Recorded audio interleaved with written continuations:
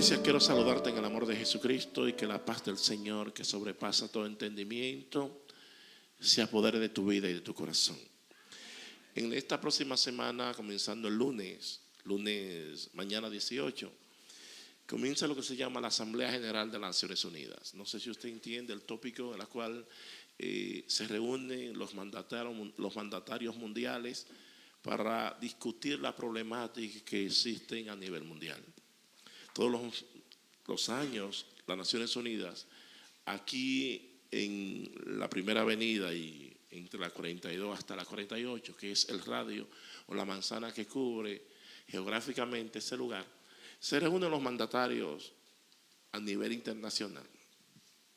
En el año 1945 se crea esa institución con el propósito de establecer una paz mundial. Primeramente surge en el año 1920, allá en un lugar en Europa, y no funcionó porque hubieron algunos países que no estuvieron de acuerdo, y los Rockefeller donaron ese lugar que nosotros podemos observar hoy como las Naciones Unidas. El primer ministro de esa nación o de esa institución fue UTAN o UTAN en inglés. Observamos en el año 1989, en el 90, ya en las postrimerías del mandato de George Bush, el padre, o George Bush Senior, el padre también es presidente, George Bush, el que gobernó desde el 2004, creo que hasta el 4 al 8, hasta el 8.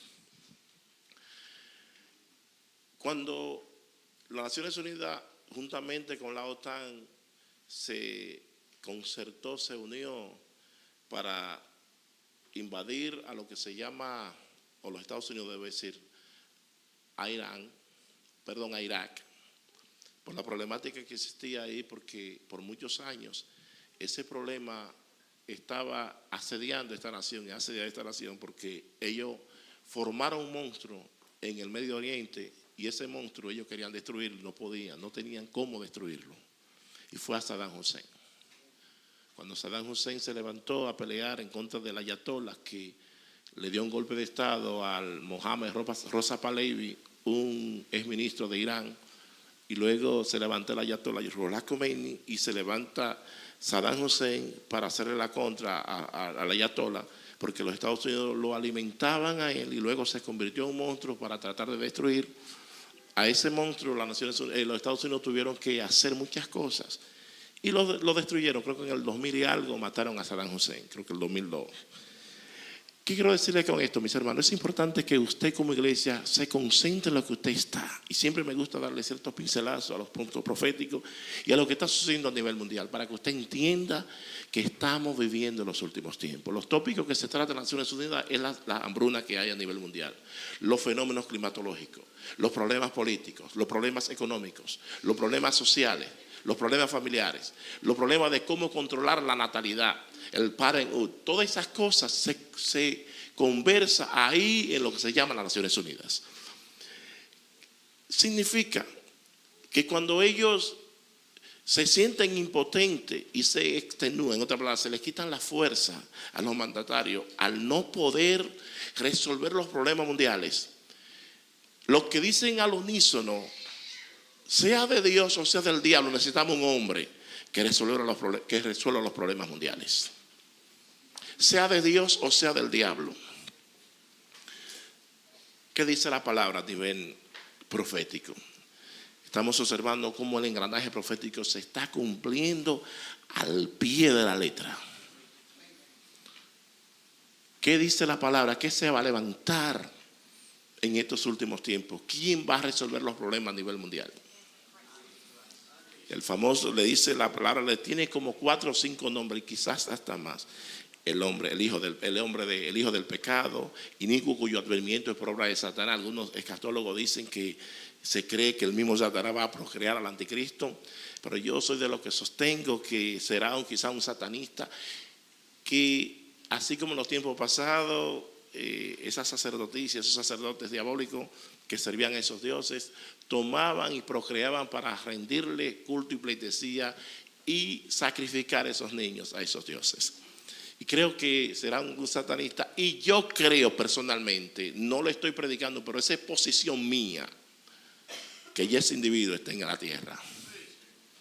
Que ya está en la tierra. Ya todo está preparado.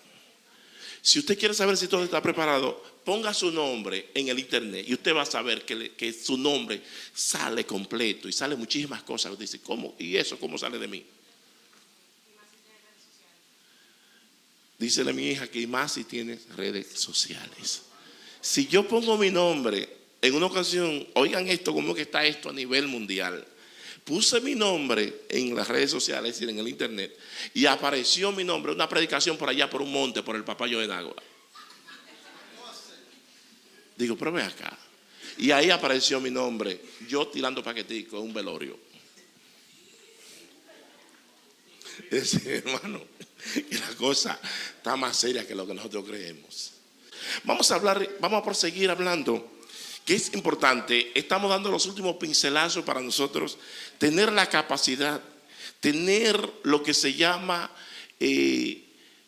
la dignidad, tener la dignidad y la identidad para nosotros poder habitar por siempre en la presencia del Señor. A veces nosotros queremos habitar en ciertos lugares, pero no tenemos la dignidad, no tenemos la capacidad, no tenemos no reunimos las condiciones para nosotros poder habitar en ciertos lugares. Y es muy importante que usted esté preparado para que usted pueda habitar en la eternidad. En la eternidad no existe cohechos, me explico. En otras palabras, no existe soborno. Usted no puede venir delante de Dios. Te voy a pagar $50,000 por mi salvación. Te voy a pagar $100,000 por mi salvación. Te voy a pagar $200,000 por mi salvación. La salvación es bastante cara. Y por ser tan cara, el Señor la puso gratis para nosotros. Y Él mismo la pagó. Oye, Él la puso gratis para nosotros, pero Él mismo la pagó. Porque es demasiado cara. Y estamos observando parábola de salvación. Nosotros damos cuenta lo que cuesta la salvación de un ser humano. De modo que dijo el Señor, que tú puedes granjear o atesorar o acumular o banquear, guardar todos los tesoros de la tierra. Si perdieres tu alma, lo perdiste todo. Y nada de eso a nosotros nos dignifica para entrar en el reino de los cielos. Por eso el Señor dice que la salvación es demasiado cara y que le es más fácil entrar a un rico por el ojo de a un camello por el ojo de una aguja que un rico entrar en el reino de los cielos.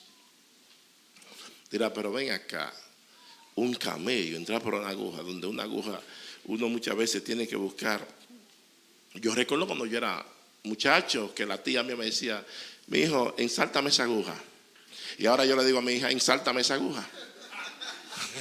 Que a ti la digo.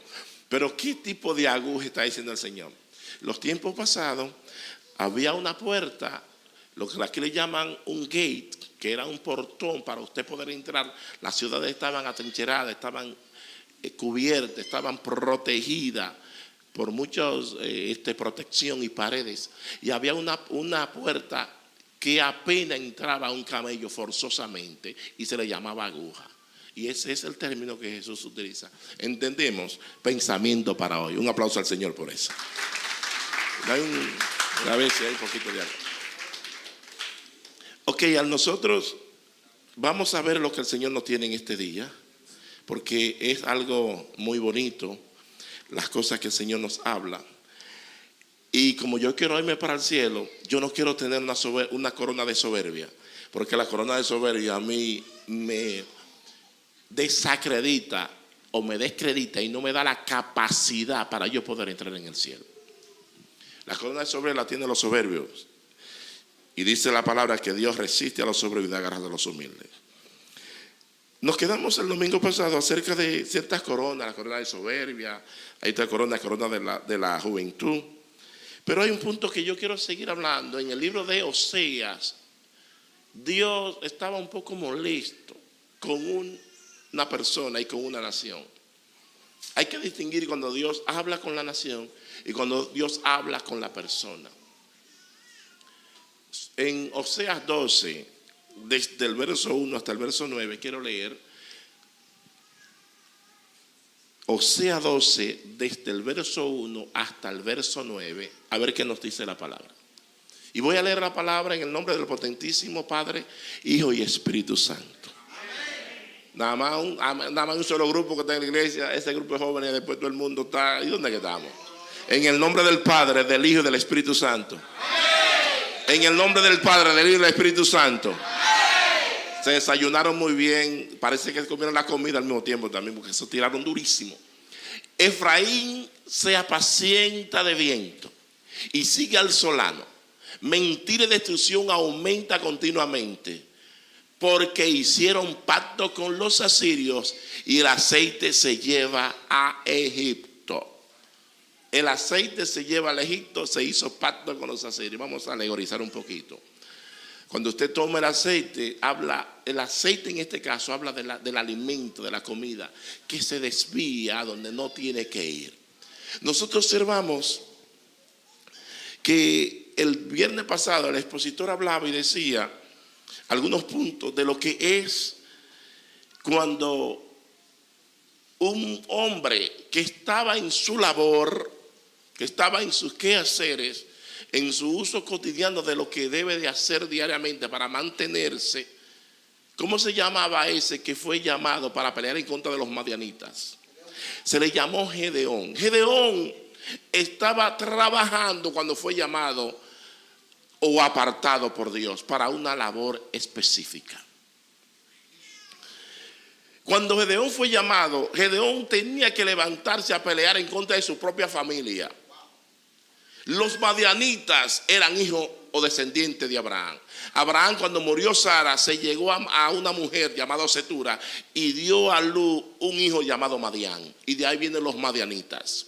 En otra palabra, muchas veces tu propia familia te está llevando tu comida y la está desviando, y tú te concentras en tu propia familia. Estoy hablando muchas veces sobrinos, primos, tíos, hermanos, que te desvían de las cosas de Dios, que te desvían del alimento de Dios, y muchas veces te vuelven loco. Tú trabajas y trabajas, y muchas veces estamos aquí en Estados Unidos de América, en la parte este de los Estados Unidos de Nueva York, y tenemos familiares en diferentes lugares de nuestros países.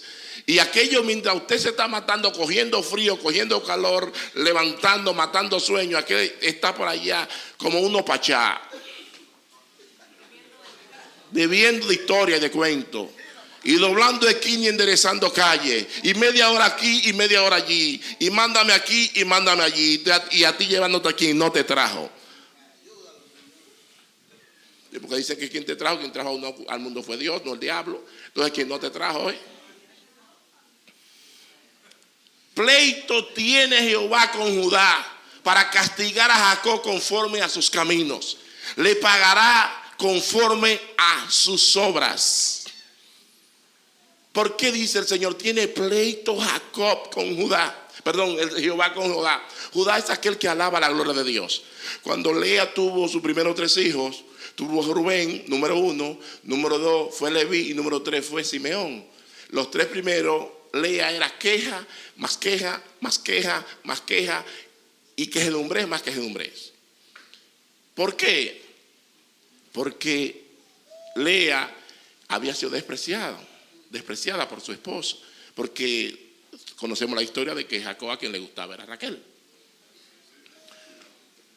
Pero dijo en una ocasión, Lea, ya yo me olvidé de este asunto, ya mismo me olvidé de este asunto, porque ya yo voy a poner claro en esto. Hoy alabaré yo a Jehová con este que tenga, y por eso le puso Judá, que significa alabanza a Jehová. Yo no sé si tú has dado a luz muchas quejas, pero de ahora en adelante hay que dar a luz cierto Judá, porque ya está bueno. Hay que comenzar a alabar a Dios. Ya está bueno. Por problema que tengamos, hay que seguir alabando a Dios. ¿Por qué vamos a hacer? Si no alabamos, está el problema. Si alabamos, vamos a alabar, porque si alabamos no va a ir mejor.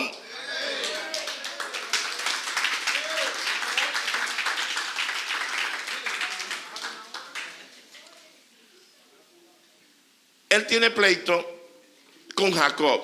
Pero ¿qué significa Jacob? Cuando nosotros entendemos por qué Jacob dice que en el seno materno tomó por el calcañar a su hermano y con su poder venció al ángel. La palabra a veces nos habla tantas cosas que muchas veces no la entendemos. Y tenemos que codificar y organizar, poner cada cosa en su lugar. La historia nos muestra cómo nace Jacob. De qué forma Jacob nace. Qué lucha tuvo Jacob en el vientre de su mamá. Y todo eso Dios lo tiene registrado aún en su palabra. De que ese muchacho era un habilidoso aún estando en el vientre de su mamá. Se dice que cuando eso dicen los biólogos marítimos, que los tiburones, muchas veces la tintorera sale y tiene 4, 5, 6 tiburoncitos adentro en el vientre, y el que sale vivo porque se comió los otros. Se fue tío los otros. Y más son endiablados. Y dice, ese no es bueno. Eso dicen ellos por si acaso. Yo no soy biólogo marino. Jacob se apareció como un poquito como a los tiburones. Jacob se embrujó ahí. Pero como que Saúl tenía habilidad y salió adelante. Y se agarró Jacob de Saúl. Y cuando Saúl salió, Jacob vino agarrado de la mano, del calcañar de él. Por eso Jacob significa aquel que se apoya en el calcañar de su hermano. También significa el engañador y aquel que se apoya en sí mismo. Cuando nosotros nos apoyamos en nosotros mismos, eso a nosotros no nos capacita para nosotros poder entrar en el reino de los cielos. Cuando nosotros nos apoyamos en el hermano, tampoco nos puede capacitar para nosotros entrar en el reino de los cielos. Cuando nos apoyamos en los engaños y a las habilidades que tiene uno, tampoco nos capacita a nosotros para entrar en el reino de los cielos. Observamos este punto, dice que venció al ángel. Pónmeme al 3 otra vez, por favor. Dice que en el seno materno tomó por el calcañar a su hermano y con su poder venció al ángel. Y con quien estaba luchando era con el mismo Dios, el ángel de Jehová.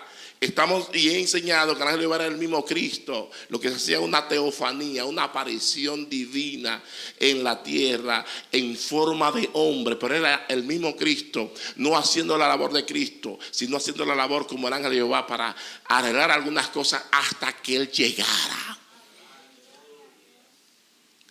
Si nosotros conocemos un poco la historia, cuando Jacob llega, dice la palabra que Jacob fue llevado.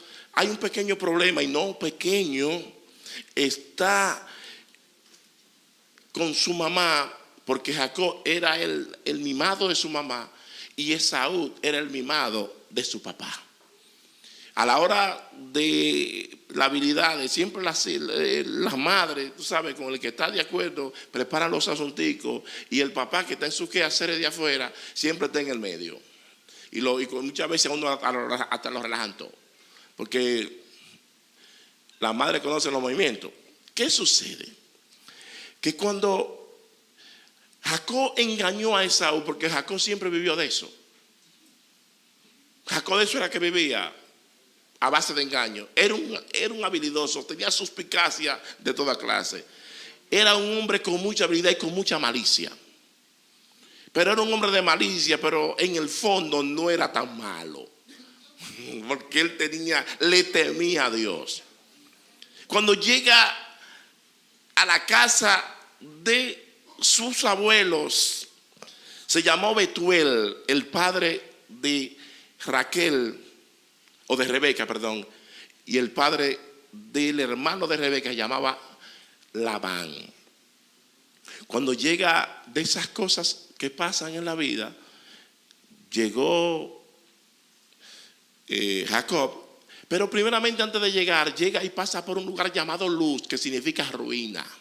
Cuando llega a Luz, en Luz hace una pequeña almohada y le llama una escalera, y ahí comienza él a tener sueño, y de ahí que sale el coro: era una escalera que Jacob veía, era una escalera que Jacob veía. Pero era la gloria de Dios. El hombre estaba claro en eso, y el corito fue bonito porque era así mismo. Era la gloria de Dios. Él decía que él veía ángeles bajando y subiendo, ángeles bajando y subiendo. Que es lo mismo que el Señor le dijo antes, allá cuando llamó en el capítulo, creo que en el 1, verso 45-46 de Juan, cuando le dijo a Felipe y que vio a Natanael. Natanael estaba pensando en eso mismo, en ese pasaje. En ese mismo pasaje era que estaba pensando. Jacob tiene una experiencia con Dios ahí.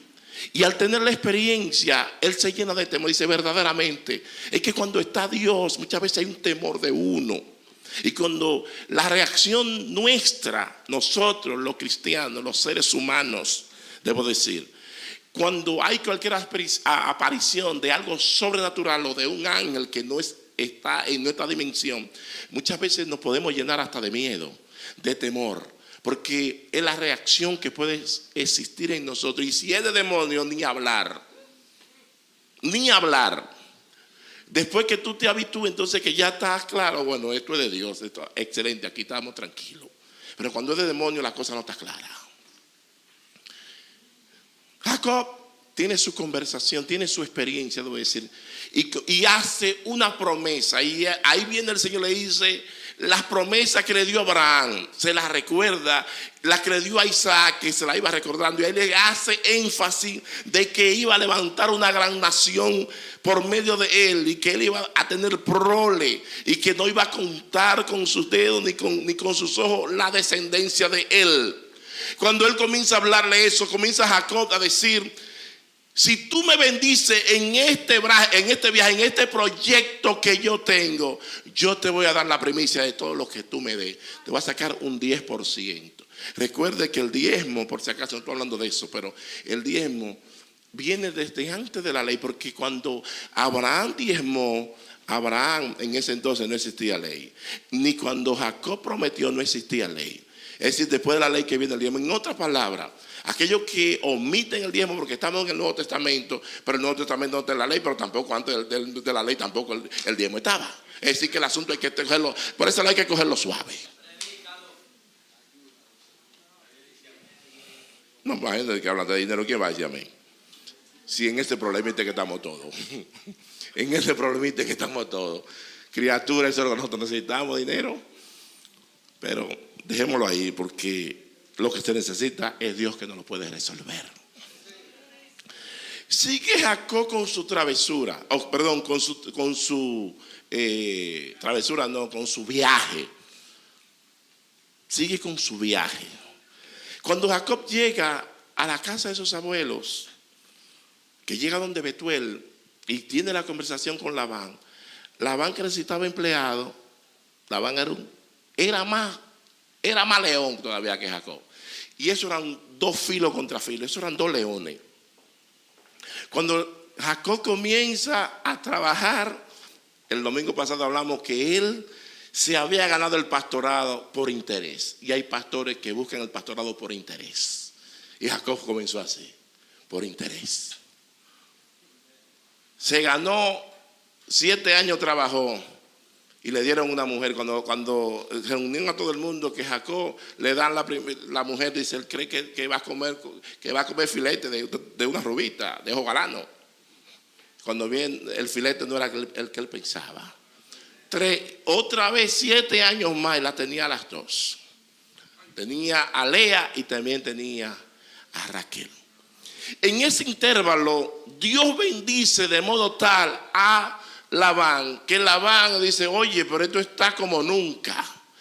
Oye, esto está tan bueno, que esto está que aquí no hay nada que hablar.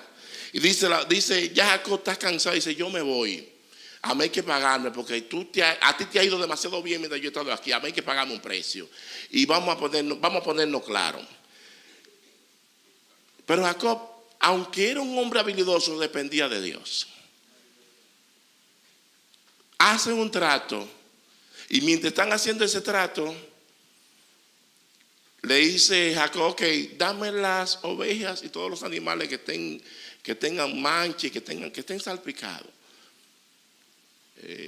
¿Cómo que le llaman? Tienen un término, no, pero hay un término que le llaman a esos animales, que son muy poco comunes. Labán le gustó la idea. Vamos arriba. Cuando sacan cuenta, quizá Labán tenía algunos 900,000 o 2,000 o 3,000 entre vaca, oveja y caballo. Y a Jacob le dejaron algunas 50, 30. ¿Qué hizo Jacob? No hay problema. Jacob era un habilidoso. Se dice que Jacob llegó, lo poquito que tenía, y cogió o tomó vara de álamo, la peló. Y cuando la pelaba, que iban a brevar, es decir, que iban a tomar agua, le pasaba por la piel a las ovejas o a los animales que él tenía. Cuando le pasaba por la piel, se dice, según los expertos en idioma, en asuntos de biología, que eso le estimulaba y calentaba a los animales y le provocaba tener sexo, y se procreaban mayor que la que tenía Labán. Ahí comenzó Jacob a multiplicarse, a multiplicarse, a multiplicarse y a multiplicarse. Cuando viene a ver que Jacob quizá tenía al principio algunas 30 o 40 y el suegro tenía algunas 2,000 o 3,000, y él tenía, dice que no podía contar de tantos animales que él tenía. Dios lo bendijo. Al bendecirlo de ese modo tal, nos damos cuenta que cuando hay un hijo de Dios, donde quiera que llega, hay bendición. Jacob llegó a la casa de Labán, el padre de su esposa o su tío, llegó a la casa de sus abuelos, y como sus abuelos no conocían a Dios, el Dios de Jacob y la promesa que Dios le hizo a Jacob, bendijo donde estaba Jacob. Donde quiera que tú vayas, tú eres bendición, tú eres canal de bendición donde quiera que tú llegas. Porque las promesas que se le hizo a Jacob, o que se le hizo a Abraham, a Isaac y a Jacob, ya ellos las recibieron. Muchas bendiciones materiales, y esas promesas ya ahora para nosotros son herencia, porque ya tienen su cumplimiento. Y muchas de ellas, después que ellos resuciten, ellos lo van a recibir. Ahí viene el problema. Tan pronto nosotros estamos en bendición, no es verdad que aquellos que no conocen al Dios que bendice se van a quedar tranquilos. Génesis 31:1 dice: y oía Jacob las palabras de los hijos de Labán, que decían: Jacob ha tomado todo lo que era de nuestros padres y de lo que era nuestro. Oye, de nuestros padres y de lo que era nuestro, lo tomó todo Jacob. Se levantó la envidia, se levantaron los problemas. ¿Qué tuvo que hacer Jacob? Jacob tuvo que irse a hablar con el Señor. Y el Señor le dice: tienes que irte. Y si fuera un dominicano, tienes que desgaritarte. Te tienes que ir. ¿Qué pasa? Que cuando el hombre dice recoge todo y dice que se va, hay unos cuantos problemitas que se tienen que resolver.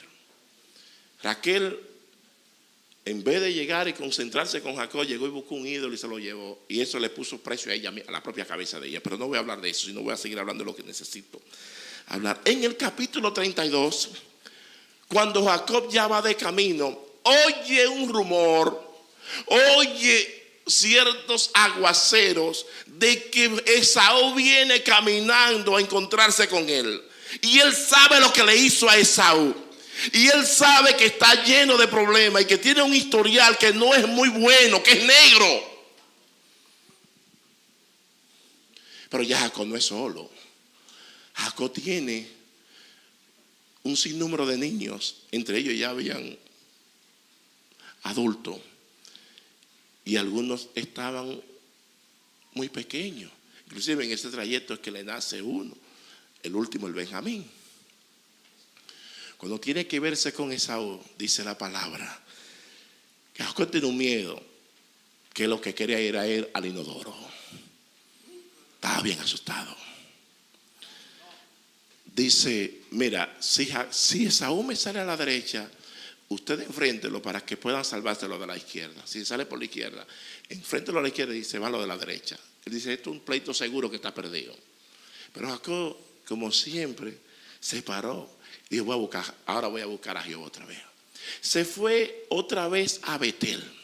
Y en Betel es que sucede, dice, en el seno materno, dice, en el seno materno tomó por el calcañar a su hermano y con su poder venció al ángel. Entonces la parte B de este versículo es cuando él va a Betel, que significa casa de Dios. Bet es casa en hebreo y él es Dios, casa de Dios. Cuando él va a ese lugar, muchas veces nosotros estamos afuera, pero cuando estamos en la iglesia, aquí es que luchamos muchas veces con el mismo Dios y luchamos con nosotros mismos. Dios te dice, ríndete, y tú dices, no me rindo. Y Dios te dice, ríndete, y tú dices, no me rindo. Ríndete, no me rindo. Ríndete, no me rindo. Y cuando Jacob está porfiando, está luchando ahí con el ángel, y le dice, ¿qué es lo que tú quieres? Que me bendiga. ¿Qué es lo que tú quieres? Que me bendiga, dice Jacob. Y le dice, ¿cuál es tu nombre? ¿Cuál es tu nombre? ¿Sabe lo que le estaba diciendo así? Confiesa tu pecado. Di que tú eres un malvado. Di que tú eres un engañador. No te justifique más. Reconoce que tú me necesitas. Arrepiéntete de tu pecado y te darás cuenta cómo la bendición llega. Cuando confesó su nombre, estaba depositando su vieja naturaleza. Y entonces la nueva naturaleza entró en su vida tan pronto depositó su engaño. Ahí comenzó Jacob entonces a experimentar. Lo físico sufrió, pero lo espiritual se restauró. Ahí salió Jacob renclo. Ahí, por este lado yo voy así, a que me vean bien. Salió que no encontraba qué hacer. Cuando llegó, que sale cojo, Jacob tiene un toque. Cuando enfrenta a Esaú, le salió todo color de rosa. Esaú lo abraza, dice, mi hermano, ¿cuánto tiempo? Pero Jacob, sabio, le preparó presente. Le preparó muchos presentes y le llevó ese presente a su hermano. Su hermano no necesitaba, porque había una palabra que había dado Dios que también lo iba a bendecir. Lo había bendecido de modo tal. Pero la bendición de Jacob era diferente. La bendición de Jacob era espiritual, porque ahí fue que Dios se enfrentó con él. Y es importante, cuando tú muchas veces te apoyas mucho en ti mismo, Dios te lleva a un terreno donde tú necesitas depender 100% de Dios.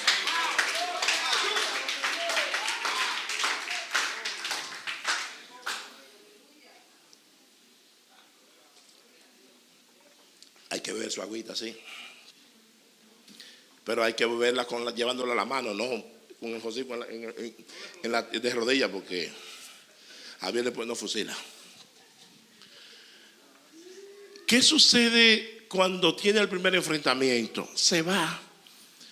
En el capítulo 35 hay otro enfrentamiento. En el lugar donde tiene el primer enfrentamiento, fue en Peniel, que significa tener un enfrentamiento cara a cara con Dios, cara a cara. Y en Peniel es que tiene ese enfrentamiento. Y cuando termina ese enfrentamiento, que él confiesa sus pecados, cuando uno se mira frente a frente al espejo de Cristo, es que uno tiene que decirle, tú sabes que yo no estoy mal, quien está bien eres tú. Vuelve otra vez Jacob y tiene que enfrentarse y caminar. Por segunda vez tiene otra vez el enfrentamiento con el ángel. Pero esta vez no le dijo, ¿cuál es tu nombre? Esta vez el ángel fue y comenzó a bendecirlo. Porque ya Jacob había confesado su pecado. Ya Jacob se había convertido a Cristo. Ya Jacob había hecho su confesión de fe. No hay que hacerla dos veces, es una sola vez. Jacob no se descarrió. Jacob lo que estaba buscando era un segundo toque. Jacob lo que estaba buscando era no ver los árboles como hombres y los hombres como árboles, sino ver las cosas claras como son de aquí en adelante. Y es ahí que Jacob comienza una nueva relación. Pero ¿qué pasa? Que volvemos otra vez, el verso 4.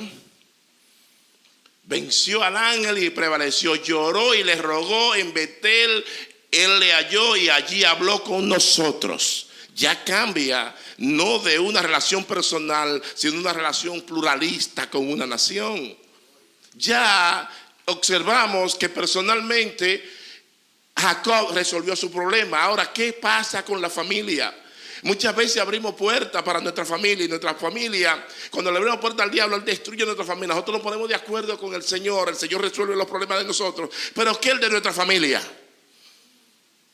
¿Cómo lo resolvemos? ¿Cómo resolvemos el problema de nuestros familiares?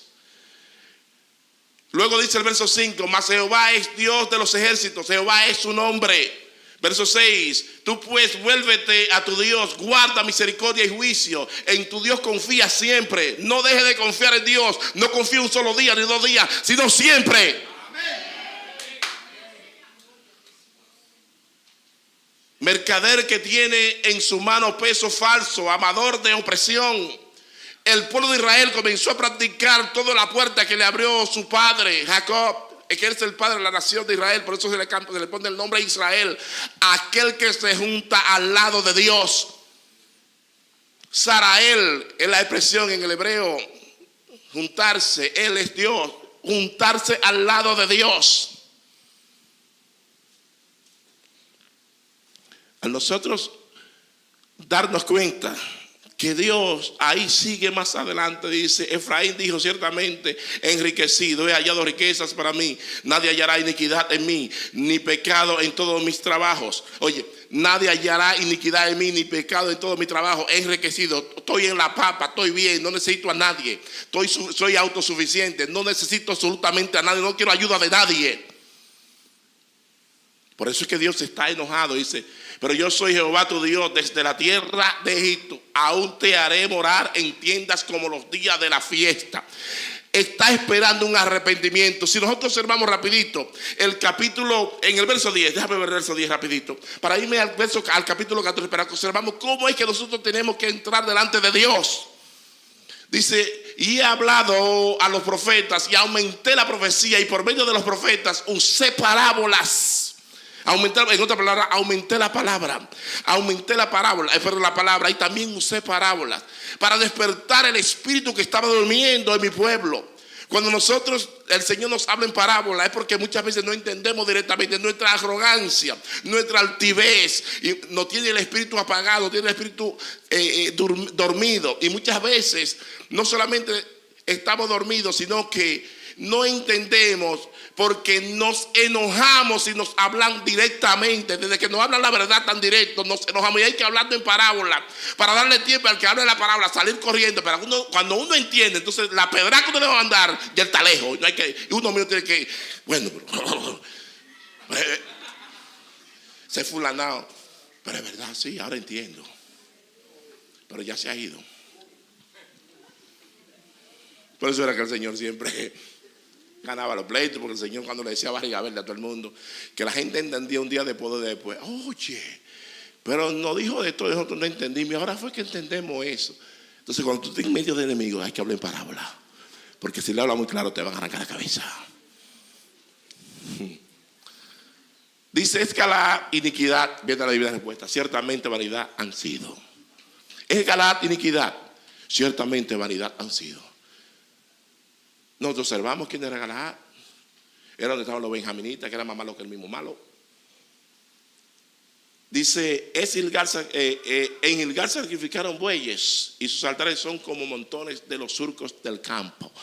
Gilgal significa en un punto la liberación de Egipto.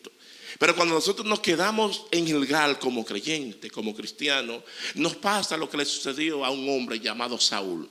Que cuando Samuel le dijo a Saúl, quédate aquí en Gilgal hasta que yo regrese. Y se desesperó el hombre, se desesperó y se puso a sacrificar y a hacer cosas que no tenía que hacer. Y ahí entró, porque muchas veces nosotros nos quedamos en Gilgal y nos convertimos en religiosos, nos convertimos en estancados espirituales y no crecemos. Hay que seguir creciendo, hay que seguir avanzando, hay que seguir progresando en este camino. Usted no puede quedarse en Gilgal. Y por ello el Señor dice aquí que han sacrificado montones de animales, montones de sacrificios, porque en Gilgal tú te detienes solamente a sacrificar y crees que por el sacrificio tuyo tú vas a agradar a Dios, y no entiendes que no es sacrificio, sino es que es la obediencia lo que agrada a Dios.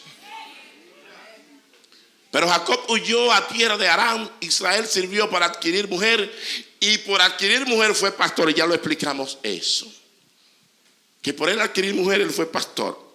Pero ¿qué pasa con nosotros al nosotros detenernos y no confesar nuestras faltas? Nosotros vimos cierta desavenencia y cierta incoherencia conforme a la palabra profética, e incoherencia conforme a lo que enseña la divina palabra de Dios.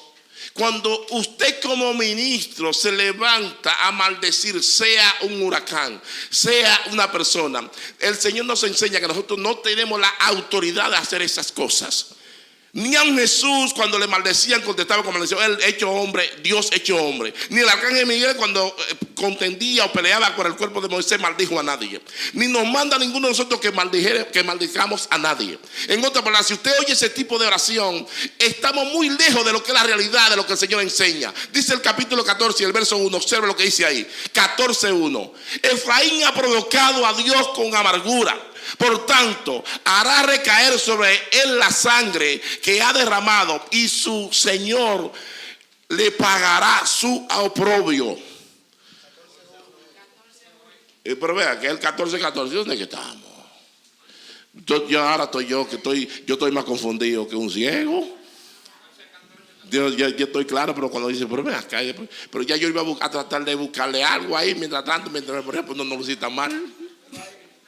Dice, vuelvo Israel a Jehová tu Dios, porque por tu pecado has caído.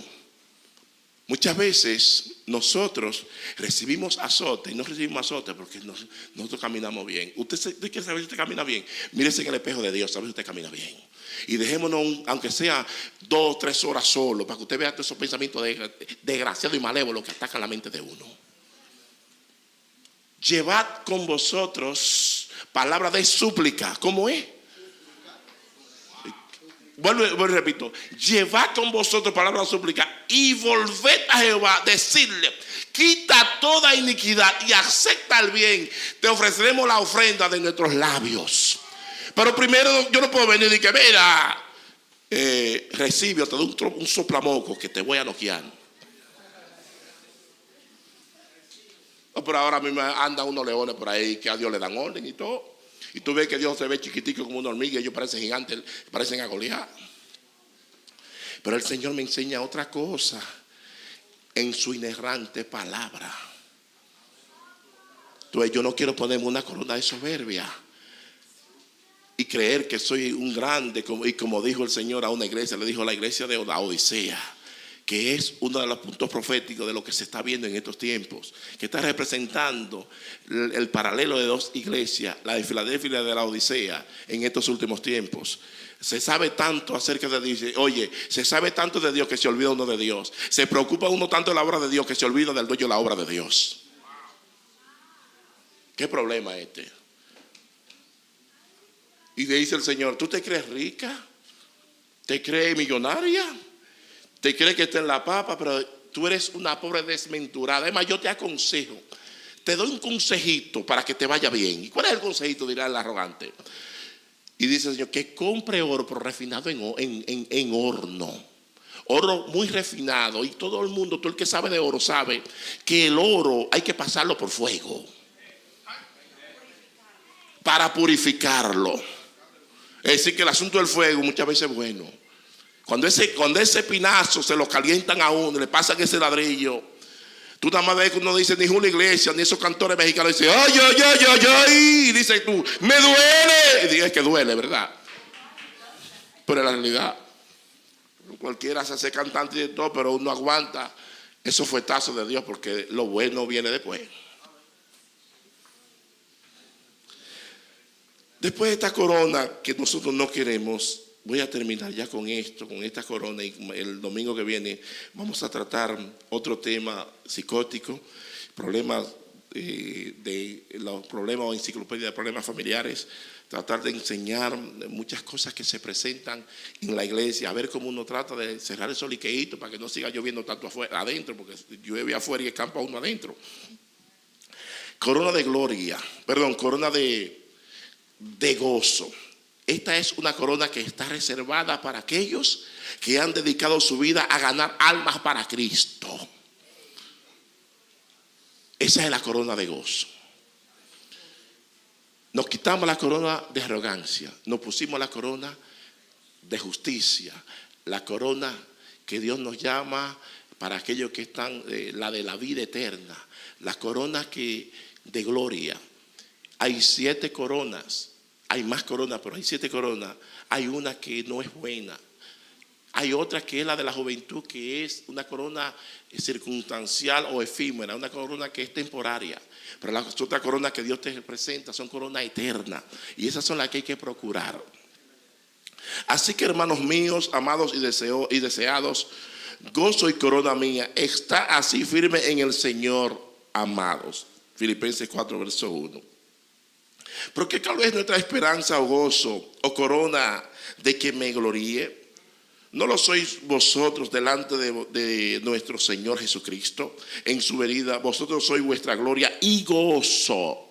En otra palabra, cuando un pastor, un líder, observa a aquellos que están trabajando juntamente consigo, lo observa crecer, florecer en salud, eso le causa gozo. Al usted predicar el evangelio y ese evangelio encuentra cabida en los corazones, eso le causa gozo a uno. Pero hay un problemita ahora en estos tiempos, un problemita muy serio. Ahora hay más evangelistas que alma. Hay más pastores que miembros. Hay más apóstoles que iglesia. Hay más maestros que alumnos. Y hay más profetas que profecía. No le gustó a usted. Eso lo están grabando ahí, hasta los oídos y todo. Entonces hay un problema. Es como ahora mismo que digamos que hay más empresas que empresas o empresarios que trabajadores que trabajan en empresas. Hay un problema que no es pequeño, es un problema muy serio, mis hermanos. Los problemas hay que nosotros, pero a veces desde que una gente sabe sumar 2 más 2 ya cree que es científico. Porque no puedo, yo no uso el lápiz para sumar 2 más 2. Entonces, ¿dónde estamos? Es lo mismo que cuando usted puede predicar a una persona, ya usted cree que usted, pero las iglesias ahora mismo unos problemas, que una gente sabe caminar un poco derecho, ya yo soy pastor. Y como hay más profetas que profecía, o hay más profecía que profeta, perdón. Cuando la gente viene, se le está ministrando que tú eres pastor ya, y ¿quién le saca eso de ahí? Tú ves que todos esos profetas que andan buscando dinero nunca le dicen el pecado a nadie. A los bolitos de candela que andan por ahí, que como Anthony, que anda como un fuete, parece una bala, a eso no le dicen nada. Estoy poniendo el ejemplo de Anthony porque es un niño, no entiende eso. Pero a los bolitos de candela que tenemos entendimiento, no nos dicen nada. Porque andan otra cosa. Así os digo que hay gozo delante de los ángeles de Dios por un pecador que se arrepiente. Hay gozo delante de los ángeles de Dios por un pecador que se arrepiente. Es importante entender que la sanidad del cuerpo es importante para usted y para Dios. Pero es más importante la sanidad del alma. Es más importante la sanidad del alma que la sanidad del cuerpo. Y por ello nunca la palabra me registra que hay gozo en los cielos cuando se sanó una persona de cáncer. Y no estoy en contra de la sanación de ese tipo de enfermedad. Pero sí la palabra se enseña de que a una persona se sana de la enfermedad que es la enfermedad del alma. Sí hay gozo en los cielos. Los que sembraron con lágrimas, con regocijo segarán. Irá andando y llorando el que lleva la preciosa semilla, mas volverá a venir con regocijo, trayendo sus gavillas, en otra palabra, trayendo sus manojos, trayendo sus racimos, sea de plátano, de banano, de guineo, como le llaman los dominicanos, sea de uva, sea de lo que sea, pero uno viene gozoso al observar la gente que está dando fruto digno de arrepentimiento. Cuando las personas mostramos un cambio, que hay un metanoeo y que nuestra metamorfosis hay un cambio, que hay un cambio por completo. Por eso Cristo se le llama que fue el antropomorfe. Antro es hombre y morfe es forma. Dios tomó forma de hombre. ¿Usted me está entendiendo? Le llaman teoantrópico. Teo Dios y antro de hombre. Ahora estamos tirando muchísimas palabritas de hebrea y free y todo eso. Estamos tirando de todo. Como es domingo hoy, uno tira hasta curva, dicen por ahí. Importante, iglesia, que usted se goce primeramente con la salvación suya. Porque usted no puede dar lo que usted no tiene. Oh, pero ¿cómo viene a mí a hablarme uno de Cristo que da gozo y siempre está con la cara como un machete boto? O como un limón agrio. Y todo el tiempo aburrido. Ese no es el evangelio que Jesucristo me enseña. En el Viejo Testamento, y con esto voy a concluir ya, aparece una mujer en los tiempos de Eliseo que no daba luz, no procreaba porque era estéril. La mujer tenía influencia con el gobierno y los profetas en aquel entonces tenían influencia con el gobierno también porque eran los consejeros de los gobiernos.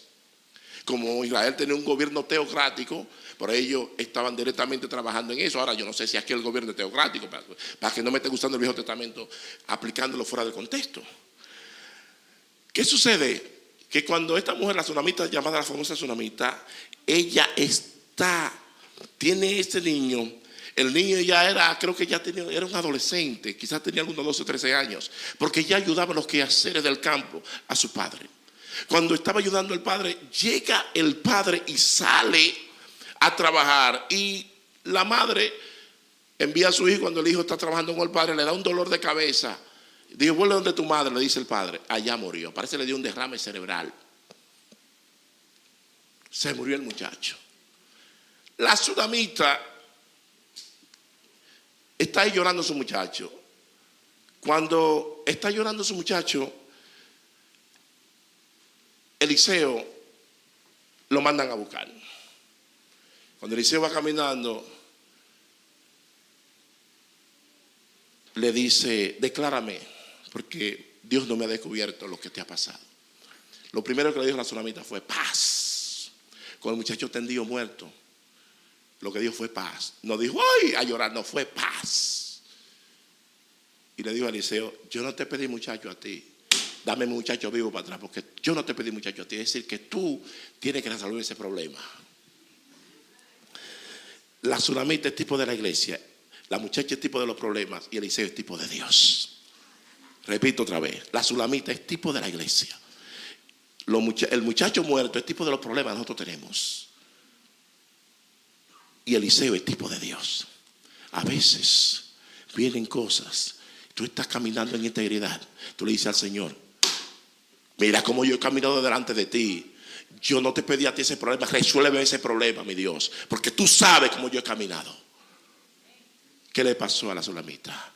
Que su muchacho, dice la palabra, que Eliseo llegó, como había aprendido de su maestro, de Elías, que Elías había hecho lo mismo, se le subió en el cuerpo y le dio respiración boca a boca. Y cuando le dio respiración boca a boca, le inhaló, es decir, le compartió su vida. No solamente el suchet, sino también el zoet, que es la vida de Dios. El zoet es la vida biológica y el suchet es la vida de Dios. Y le lanzó las dos vidas. Y cuando le dijo, ¡ten tu muchacho vivo!